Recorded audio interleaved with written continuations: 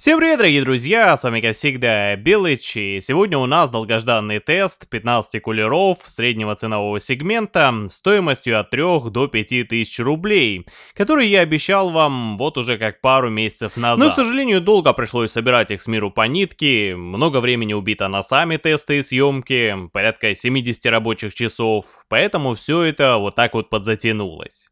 Итак, давайте уже переходить непосредственно к делу, но перед этим, как и обычно, небольшой дисклеймер, дабы расставить все по своим местам. Так что прежде чем что-то писать и комментировать, я прошу вас послушать внимательно, дабы не было потом глупых вопросов и каких-то неуместных комментариев. Итак, во-первых, мы тестируем именно воздушные кулера с классической компоновкой, то бишь с вертикальной башней, а не какие-то горизонтальные HTPC варианты. И тестируем их именно в бюджете 3-5 тысяч, ни рублем больше, ни рублем меньше.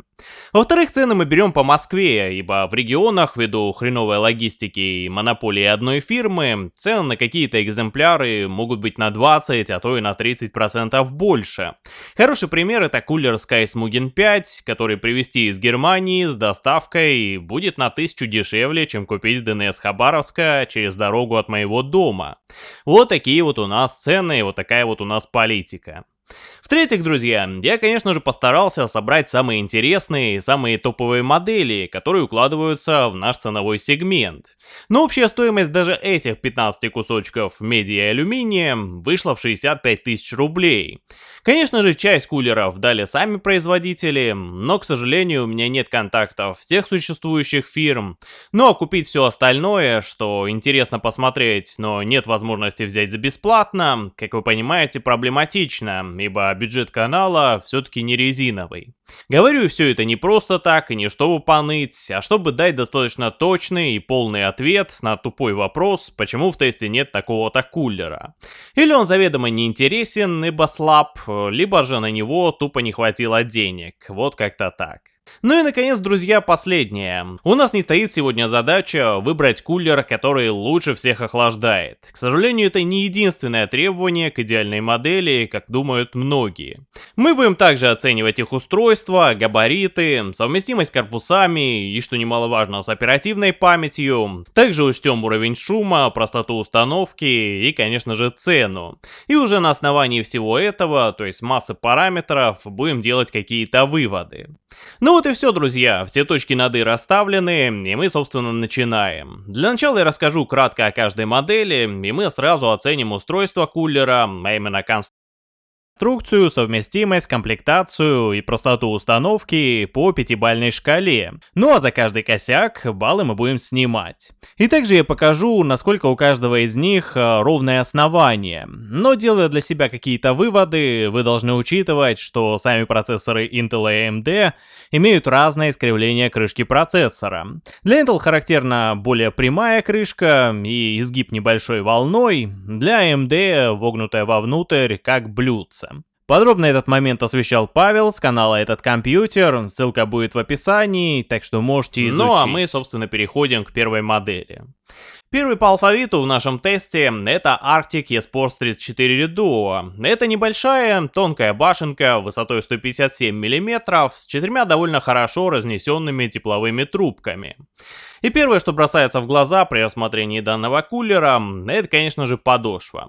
Она хоть и идеально ровная, но всего порядка 30 мм шириной и не может полностью накрыть крышку некоторых процессоров, то есть, например, Ryzen или профессиональных Intel на сокетах 2011 и 2066, хотя поддержка данных сокетов, как вы понимаете, у кулера заявлена. Насколько это будет критично, будет зависеть от конкретного процессора, однако полбалла за эту особенность все-таки стоит снять.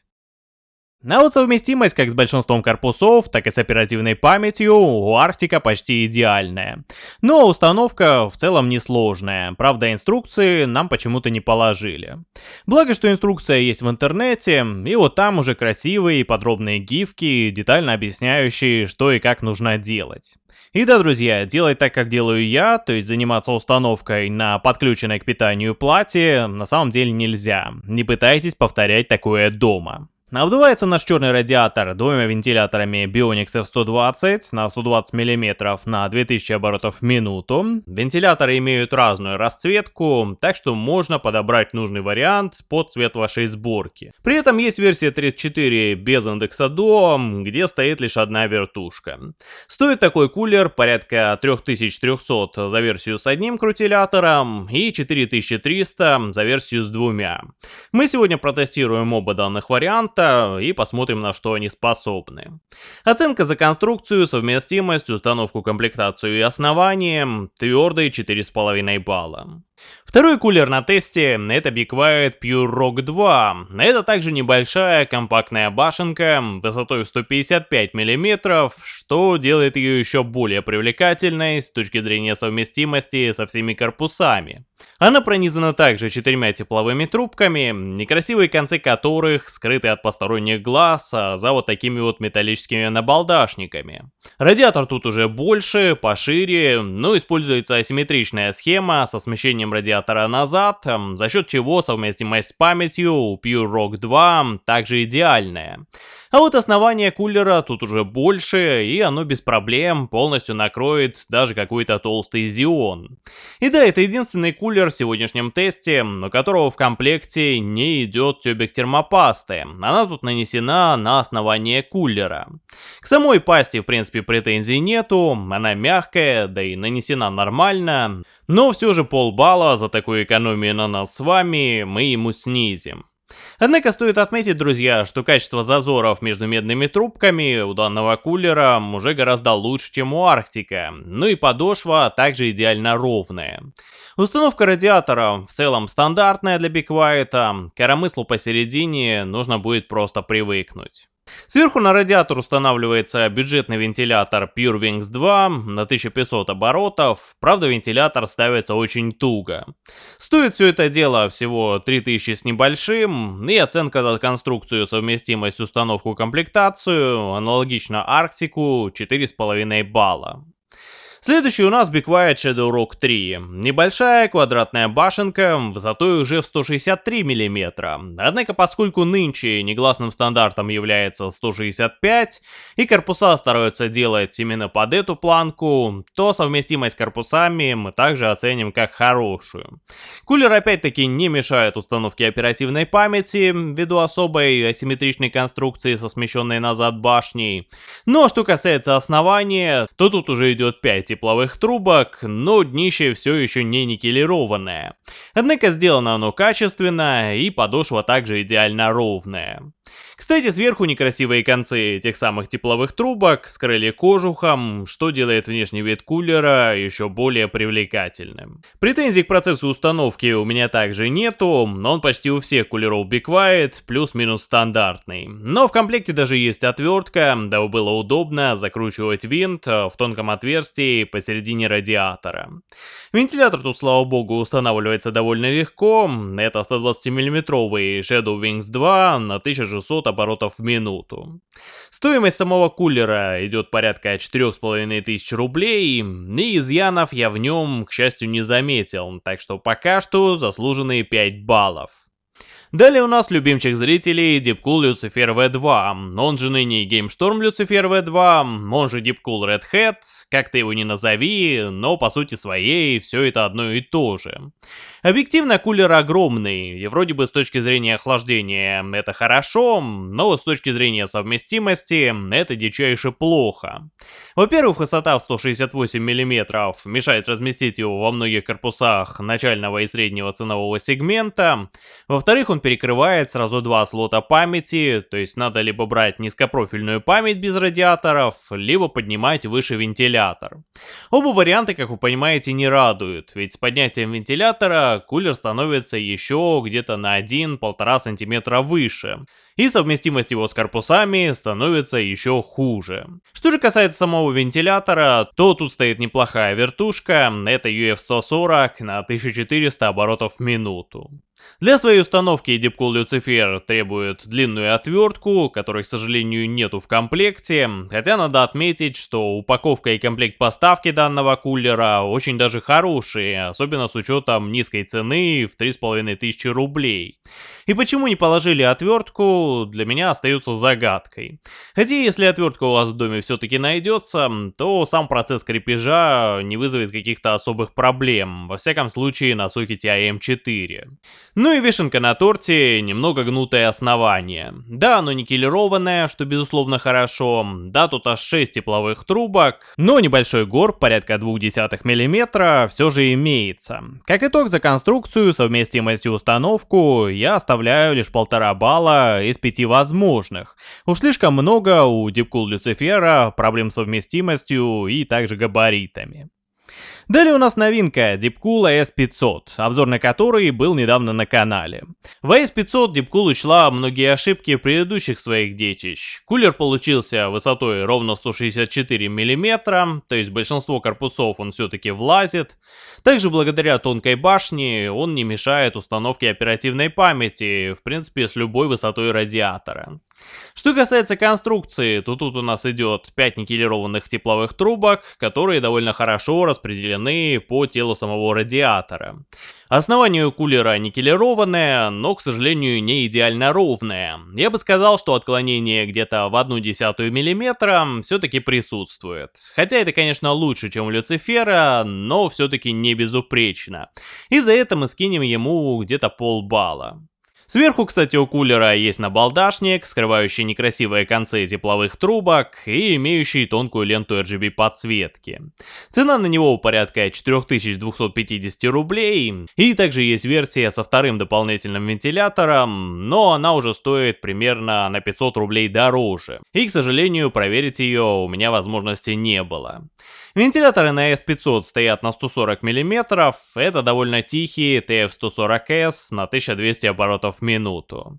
И на самом деле я возлагаю на этот кулер очень большие надежды, ибо в предыдущих тестах он показывал хорошие результаты, но за конструктив пока что оценка 4,5 балла. После Deepcool переходим к Gelid Sirocco. Он уже давно был на обзоре, хотели мы его даже разыграть, но то видео так и не набрало нужные 10 тысяч просмотров, так что кулер так и валяется у меня под толстым слоем пыли. А тут его еще немножко залило водой, и он немножко окислился. Вот такие вот дела. Высотой он 160 мм, в корпуса влазит почти во все, памяти не мешает, сделан также по асимметричной схеме, со смещением башни назад, вентилятор тут стоит на 120 мм, с RGB подсветкой и максимальной скоростью до 2000 оборотов в минуту. Кулер имеет 6 тепловых трубок и почти идеальное никелированное основание. Процесс установки в целом проблем у меня также не вызвал, в комплекте есть нужная длинная отвертка, правда вентилятор одевается не очень удобно. Но ничего критичного я тут не заметил, так что оценка ему твердая 5, придраться тут в принципе не к чему. Стоит он порядка 4500 рублей, однако найти его можно далеко не везде. Далее у нас продукция от компании ID Cooling. Их топового 207 кулера версии не под Threadripper сейчас в продаже нету даже у официального импортера, так что пришлось брать лучшее из того, что есть, а именно модель SE225XT. Это тонкая башня высотой 154 мм, что чертовски хорошо, совместимая с любой оперативной памятью, что также и на руку, и она имеет сразу два 120 мм вентилятора со скоростями до 1800 оборотов в минуту. У кулера 5 тепловых трубок, правда размещены они в радиаторе довольно кучно, что может негативно сказаться на результатах по температурам. Основание у него идеально ровное, но между трубками есть большие ничем не заполненные зазоры, и за это мы скинем ему где-то полбалла. По установке особых претензий нету, все ставится очень просто и легко, стоит сам кулер порядка 3000 рублей, и общая его оценка 4,5 балла. После ID-кулинга, который уже обжился на нашем рынке, мы переходим к молодому игроку от компании Jonesba. Это их топовая модель CR2000 GT. На удивление, кулер сделан очень добротно. Во-первых, сделан он по двубашенной схеме, и при этом он имеет высоту всего в 159 мм. Во-вторых, тут целых 6 тепловых трубок, пусть и с отсутствующим никелированием, но тоже прекрасно. Основание у Jonesba идеальное, фреза тут постаралась на славу, никакого горба или каких-то других отклонений лично я не выделил. Сверху кулера также имеются набалдашники с RGB подсветкой, которые скрывают некрасивые концы тепловых трубок. Кстати, с включенной подсветкой кулер выглядит очень даже красиво. Передний вентилятор тут идет с RGB подсветкой, ну а задний уже просто черного цвета. Оба они идут на 120 мм на 1500 оборотов в минуту. И мы видим, что ребята очень пытались подражать Be Quiet Dark Pro 4, но это у них не совсем удалось. Дело в том, что из-за небольшой высоты кулера под передний вентилятор влазит память высотой только в 40 мм. В остальных случаях вентилятор нужно будет поднимать. С учетом того, что память сейчас в основном идет с радиаторами на 42-46 мм, то подъем на полсантиметра в целом, конечно, не критичен. Но это нужно учитывать при покупке кулера, и за это стоит поставить ему минус 1 балл. Что касается установки кулера CR2000 GT, то у меня лично она не вызвала проблем, так что в совокупности я бы сказал, что кулер за конструкцию, совместимость, установку и комплектацию получает достойные 4 балла. Следующий на очереди у нас PC-кулер GI H58UB Corona. Высотой он идет всего в 152 мм, это одна из топовых моделей у компании PC-кулер. У кулера 5 тепловых трубок, хорошо размещенных по плоскости радиатора и довольно ровное основание, однако дальше начинаются сплошные минусы. Во-первых, между самими трубками в основании очень большие щели, что может негативно сказаться на температурах. Во-вторых, при своих небольших габаритах, 120 мм вентиляторе на 1800 оборотов в минуту, кулер как-то умудряется перекрывать один из слотов памяти. Хотя, честно вам скажу, что предпосылок для этого нету, то есть башню можно было сделать так, чтобы перекрытия никакого не было. Для этого нужно было применять тот самый асимметричный дизайн. В результате с 45-мм радиаторами на памяти нашу вертушку приходится поднимать аж на 2 сантиметра, и за это кулер получает первый минус балл. Но это, друзья, лишь цветочки. Самая ягодка — это установка. Она, если сказать культурно, убогая, непродуманная, дурацкая, и руки бы оторвать тому инженеру, который это придумал. Вместо обычных пластиковых подпорок и направляющих, тут умудрились придумать собственную систему креплений с массой винтиков и шайбочек, которая крепится к собственному бэкплейту. В результате установка вместо 5-10 минут занимает все 25. Последний раз такое убожество я видел на кулер-мастере MA620P. По аналогии с этим самым кулер-мастером, PC-кулер зажимается дешманским гаечным ключом, а не обычной отверткой. Что делает установку и обслуживание кулера в уже собранном ПК крайне и крайне сложными. За это я снимаю ему еще сразу минус 2 балла. Радует в этой ситуации лишь то, что отдать за это чудо китайской инженерной мысли нам предлагают всего порядка 3000 рублей. Общая же оценка за конструкцию, совместимость, установку и комплектацию объективно лишь 1,5 балла из 5 возможных. Далее у нас два кулера от фирмы Skies, довольно известного в узких кругах японского производителя кулеров. Во-первых, это кулер, который я дико хотел на тест, это Skies Mugen 5. Он не шибко-то популярен, ибо в магазинах его найти порой сложно, но знатокам он все-таки нравится. Во-первых, кулер низкий, всего 155 мм, и подходит под установку в подавляющее большинство корпусов. Во-вторых, сделан он по асимметричной схеме, то есть башня смещена назад и при своих больших габаритах не мешает установке любой оперативной памяти. В-третьих, концы тепловых трубок тут также скрыты за набалдашниками, что выглядит в принципе шикарно. Сами трубки никелированные, их 6 штук, и соединяются они у никелированного основания. Основание, правда, не идеальное, искривление тут чуть больше 0,1 мм, не критично, но минус 1 балл все-таки заслуживает. Вентилятор тут устанавливается Case Flex на 120 мм на 1200 оборотов в минуту, ну а сам процесс установки как вентилятора, так и кулера нельзя назвать сложным. В комплект даже положили отвертку, дабы дотянуться до винта, спрятанного под крупной башней.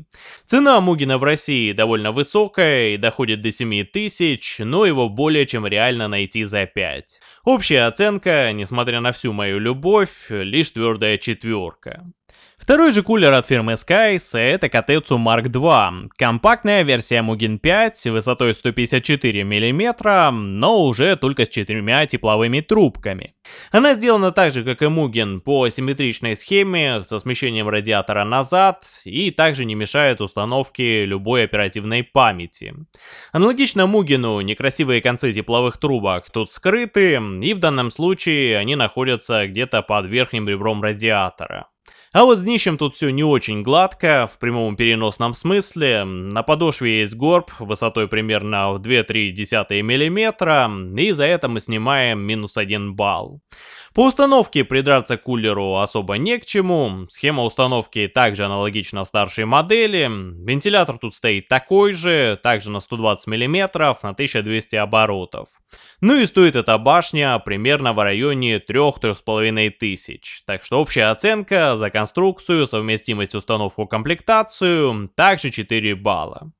Следующие модели идут от компании Thermalright. Во-первых, это знаменитый Macho. Довольно увесистая башня высотой всего в 158 мм, которая по остальным габаритам может соперничать, наверное, только с Люцифером. Я взял ревизию C данного кулера, ибо у нее, в отличие от двух предыдущих, немного смещен радиатор, и он теперь не мешает установке оперативной памяти.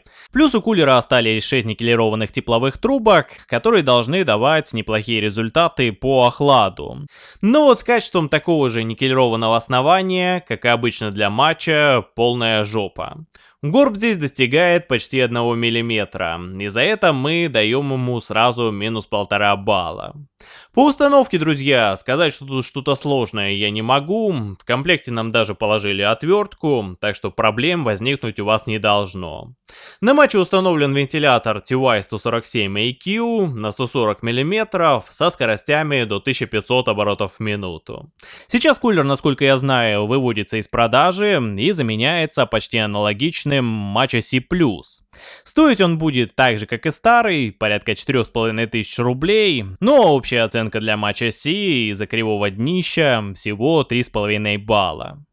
Но вторая модель, которую я взял, это TI-140. Сразу объясню, почему я не взял, скажем, True Spirit 140. Дело в том, что, как по мне, True Spirit — это кулер для энтузиастов.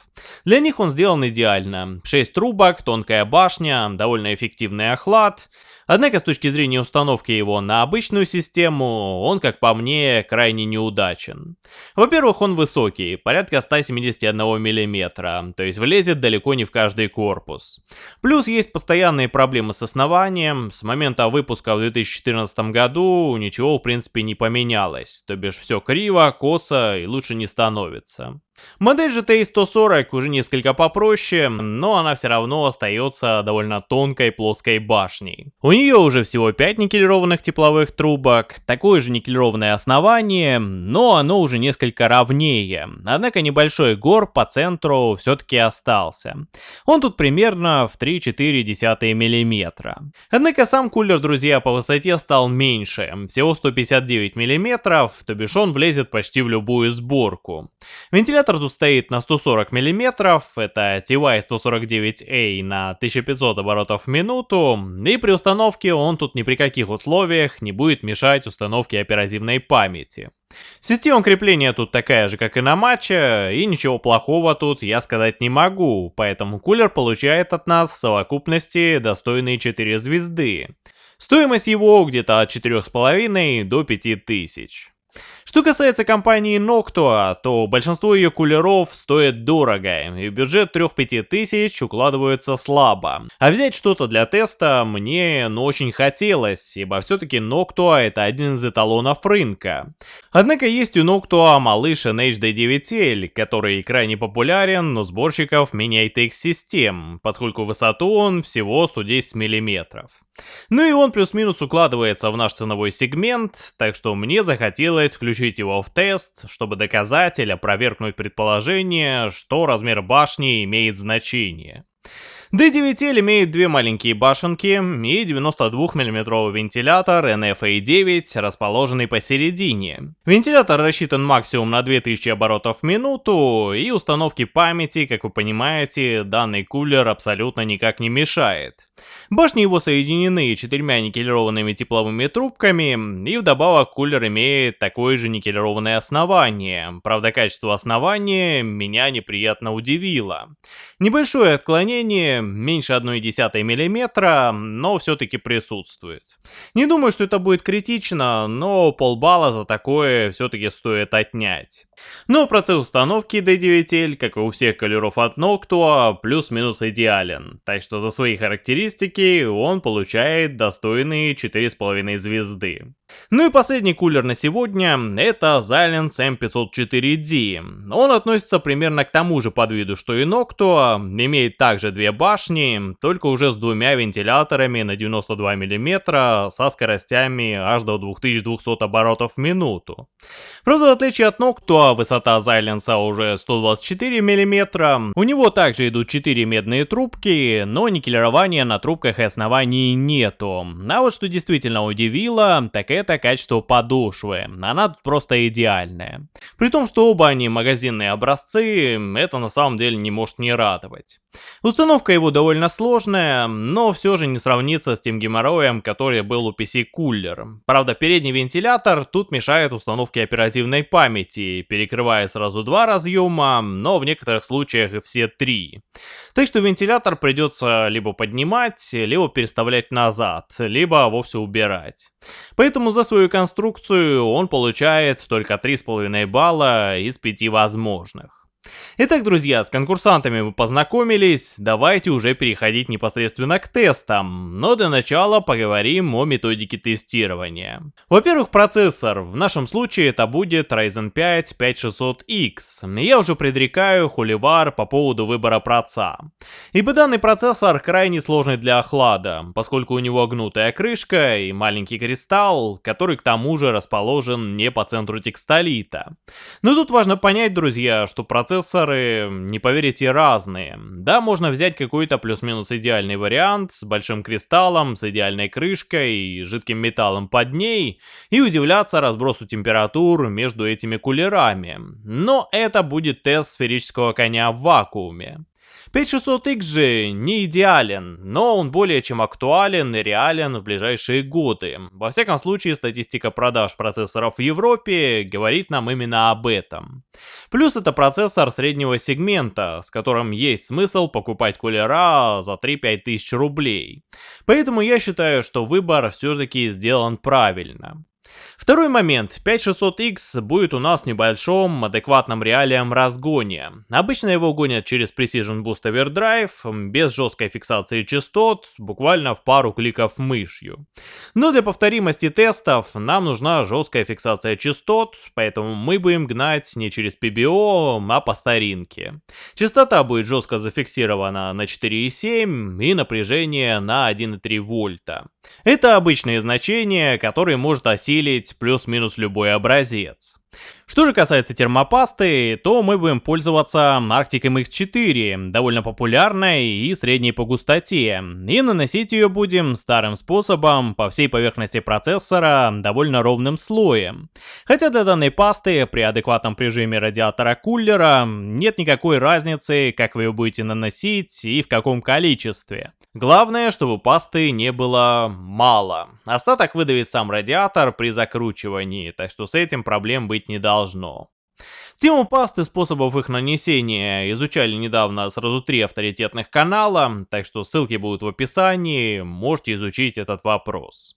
В-четвертых, друзья, тестить мы будем на открытом стенде, ибо это удобно, плюс форма, объем и количество вентиляторов корпуса не будет влиять на наши результаты, ибо это влияние от корпуса к корпусу может быть катастрофически разным.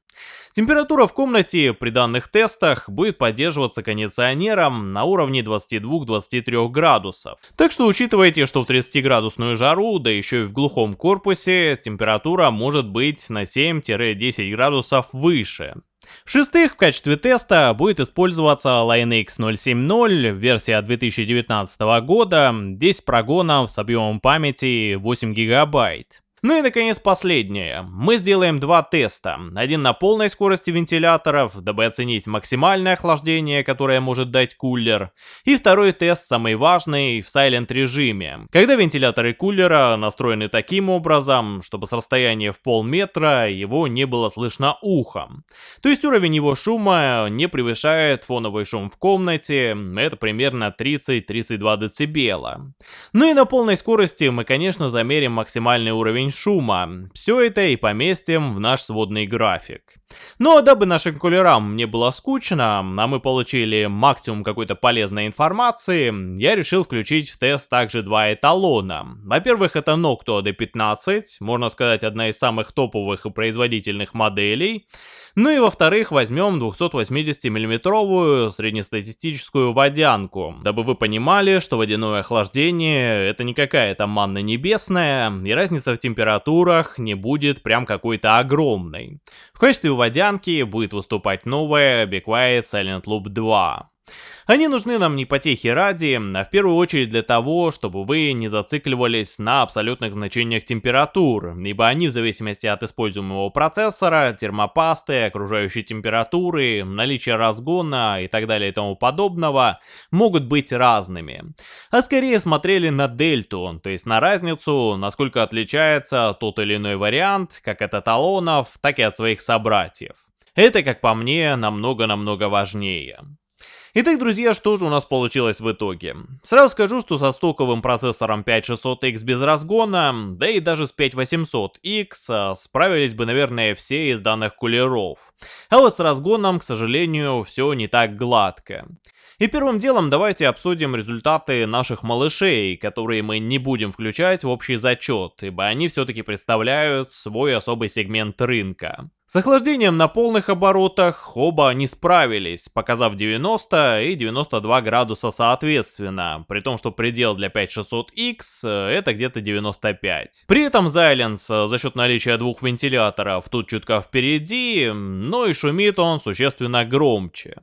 А вот что касается бесшумного режима, то в нем оба кулера показали перегрев. Так что делаем вывод, что оба они хороши, но скорее для стоковой версии 5600.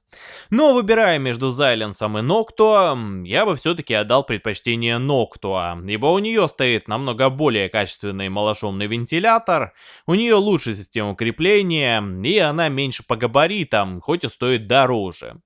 Но второй вентилятор на Xilinx навряд ли как-то будет использоваться, ибо в большинстве мини-ITX сборок он будет только мешать установке памяти и так далее и тому подобное.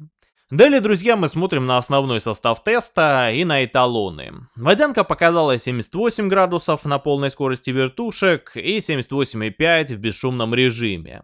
Noctua не сильно от нее отстает, у него 79,82, и буквально в спину им дышат Deepcool AS500, результаты которого 83 и 84 градуса, и Be Quiet ShadowRock 3, 83 и 85 соответственно. AS500, как я и говорил ранее, мне давала фирма Deepcool на старте продаж, и есть основания полагать, что серийные образцы могут быть чуточку хуже. Но это на самом деле лишь догадки, и в любом случае кулер показывает очень даже хорошие результаты. На втором месте по температурам стоит Arctic 34 Do, Deepcool Lucifer и Gelit Sirocco. Правда, насчет Арктика нужно также сделать оговорку. Кулер накрывает центральную часть крышки процессора, и скорее всего пятно контакта попадает именно на кристалл, что и дает такие прекрасные результаты. С процессорами с большей площадью кристалла результаты могут быть несколько хуже, так что это нужно также учитывать. На третьем месте по температурам стоят Kotetsu Mark II и Pure Rock 2, а также термалрайтовский TI-140.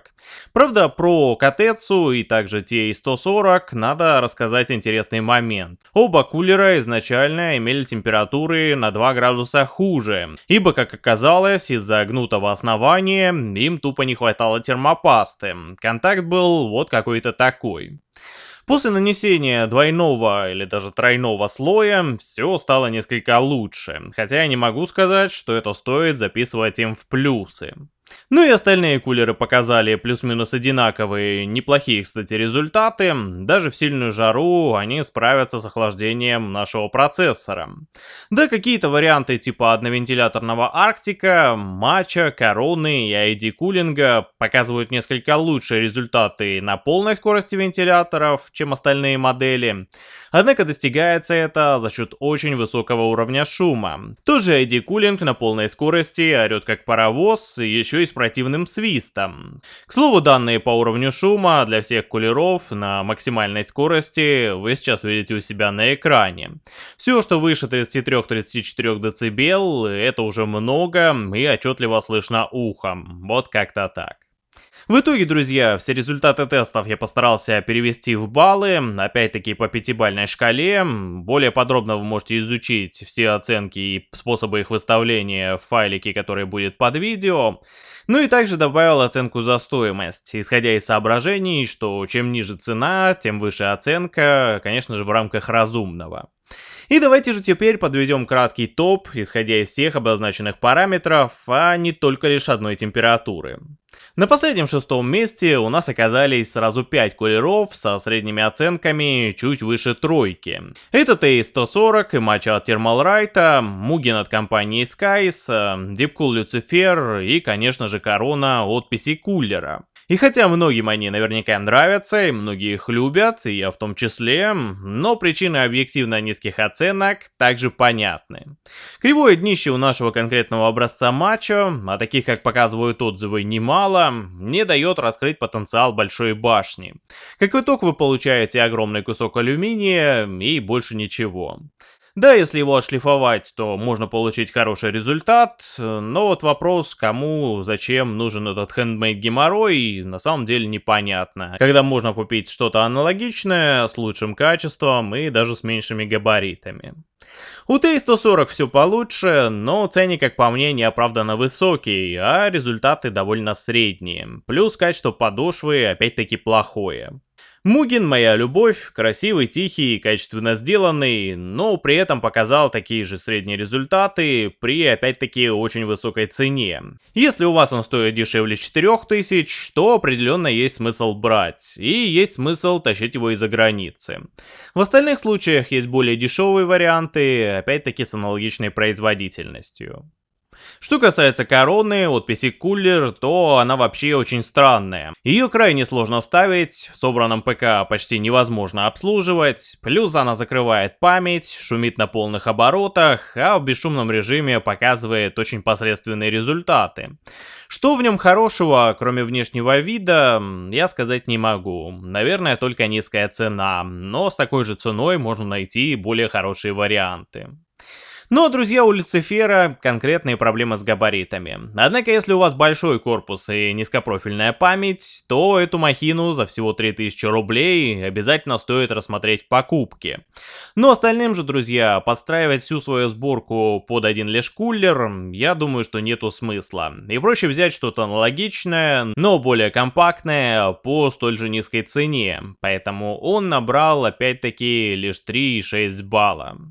Пятое место с оценкой почти в 4 балла занял китайский новичок Jonesboy CR2000 GT. Красивый, совместимый почти со всем, довольно качественно сделанный и на самом деле недорогой, дешевле 4000. При этом результаты у него плюс-минус средние. В целом, мне лично он кажется неплохим вариантом за свои деньги, хотя от такого большого кулера, сделанного по двубашенной схеме, все-таки ожидаешь несколько лучшего результата, но чуда, к сожалению, не случилось. На четвертом месте у нас Pure Rock 2. Средний результат по температурам, средний по уровню шума, но зато у него очень лакомая цена. За 3500 рублей вы получаете компактный, красивый, идеально сделанный кулер, который легко можно воткнуть в любую сборку. Я считаю, что за свои деньги вариант очень даже хороший, особенно для фанатов Be Quiet. Итоговая оценка 4 балла ровно. Ну и на третьем месте, буквально с грошовым отрывом, сразу идут 4 варианта. Во-первых, это Gelit Sirocco, который хоть и является темной лошадкой, но на деле оказался красив, компактен и эффективен, хоть и немного дороговат и шумноват. Ну и, конечно же, две небольшие башни с двумя вентиляторами, а именно Arctic и ID Cooling SE225. Оба они компактные, оба совместимые, но Arctic чуть тише и эффективней при достаточно высокой цене, а ID Cooling шумный при низкой цене всего в 3000 рублей. В некоторых местах его даже можно урвать существенно дешевле.